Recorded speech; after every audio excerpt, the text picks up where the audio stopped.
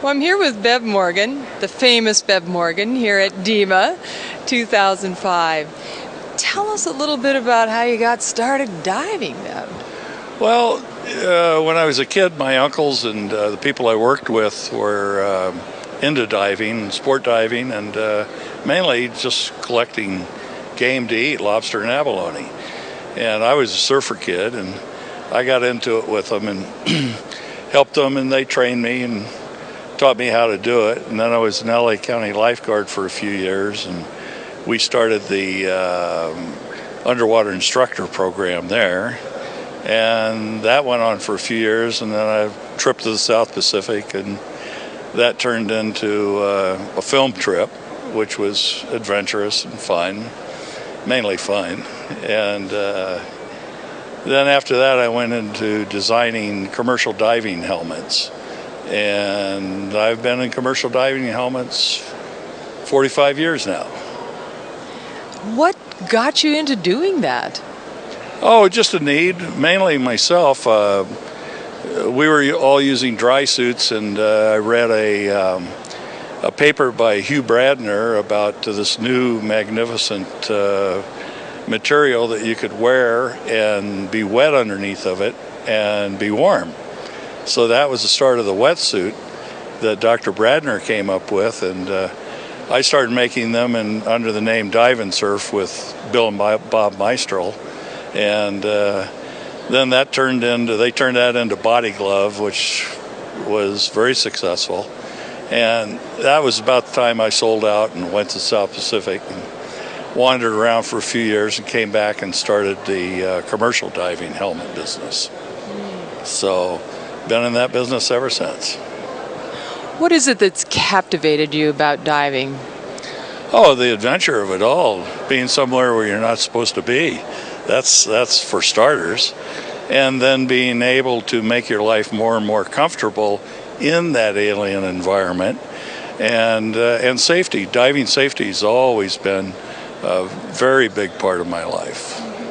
Well, you've been involved in diving in actually the capacity from professional to recreational. And what do you think about it? I mean, diving in some ways is sort of a professional sport recreationalized now, don't you think?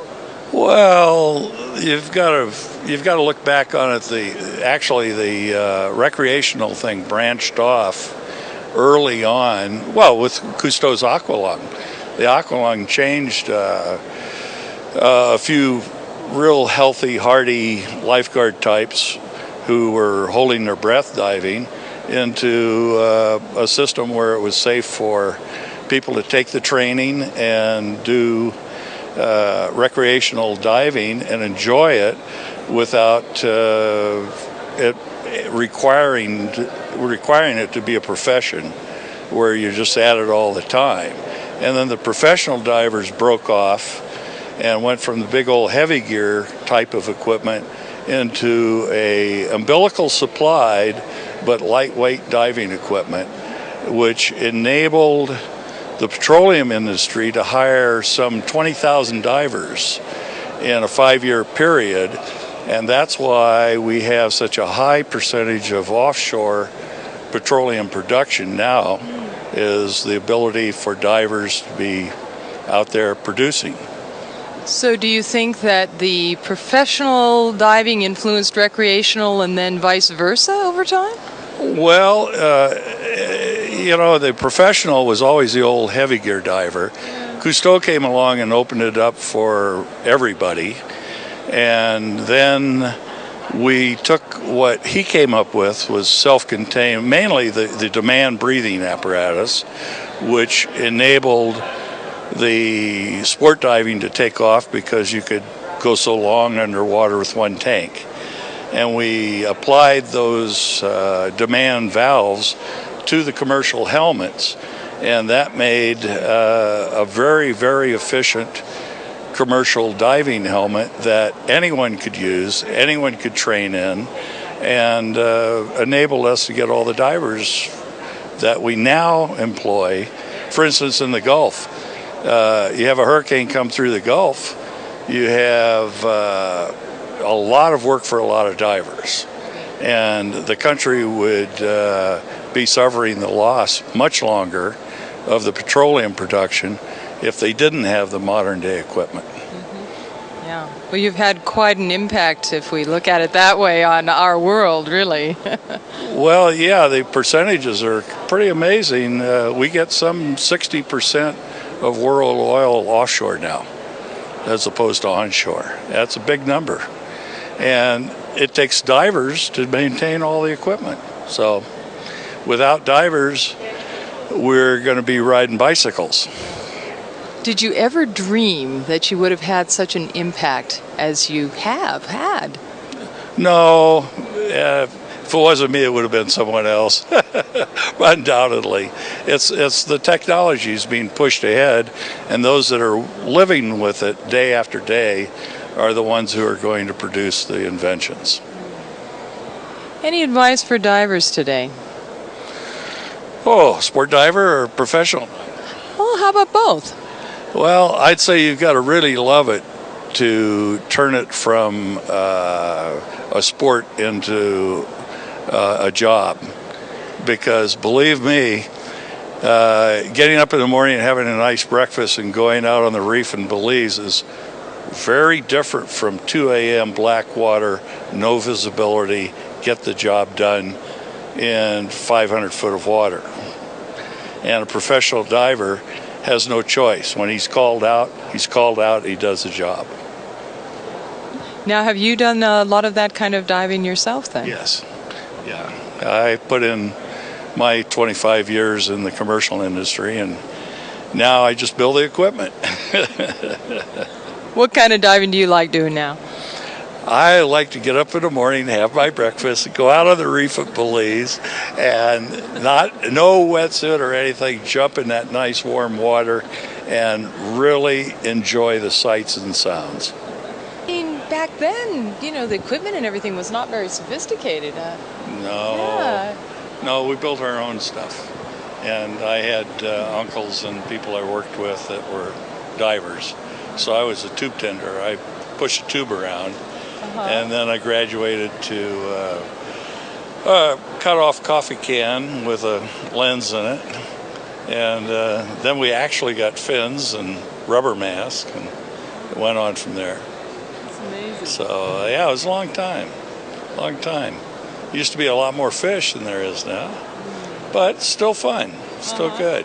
I've enjoyed all the years. Yeah. Does that concern you that there aren't as many fish now?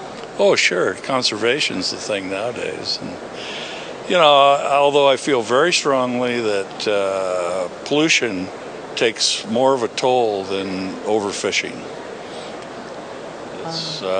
I've seen Los Angeles area go from abundance to not very much, and not from overfishing. So it's the effluent that goes out. The big thing changed in 1949 when they switched from soap to detergent. Detergent emulsified all the sewage and everything else into a traveling current. And soap, up until then, everything would go to the end of the pipes that they stuck offshore after processing, and it would just go out there and form a big sludge on the bottom. Then 1950s on, everything was detergents, and we could see, we were flying helicopters at the time, and we could see the brown mixture of detergent and effluent, and it broadcast from there to Palos Verdes first, and then off to Catalina, and watched the decline of the game, lobster, abalone, and that sort of thing based on that. And there's no way that I can see that we can beat that other than more expensive processing. So there it is. One last question. Now, you've had so many diving experiences over the years. Could you share with us an interesting scuba story? Oh, well, shark stories are always more interesting than any other because if the shark's big enough, it wants to eat you. And so one day I was in the water with two comrades, and we were collecting fish for scripts. We were a little island called Cocos Island down off of Central America, and two great big blue sharks came in. Not the kind of blue sharks you get in California. They're great blues.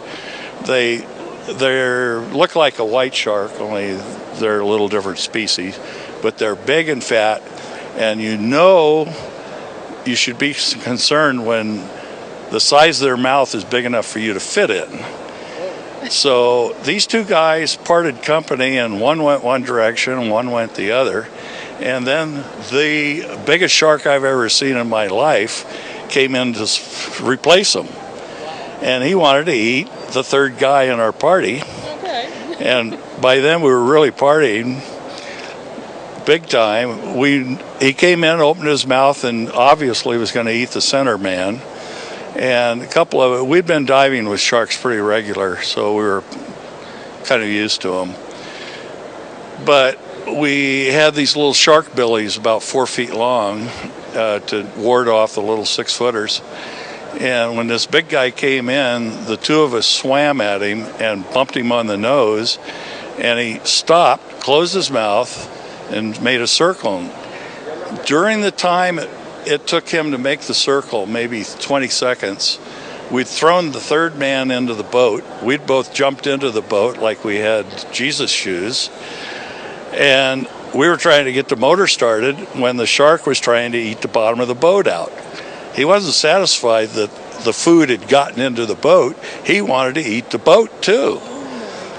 And so as he crunched on the bottom, we took off for our mother boat, got aboard the mother boat, and just said, "Let's leave." You know the famous old statement, "You need a bigger boat?" Yeah. We said, "Let's leave." And that was the end of that shark story. And since then I've run into sharks here and there. And before that I ran into them, but nothing like that. That shark and his two buddies wanted to eat us. And there was just absolutely no doubt he would have had we not done aggressive things. And had we not got the boat started, I think he would have tipped the boat over and eaten us anyway.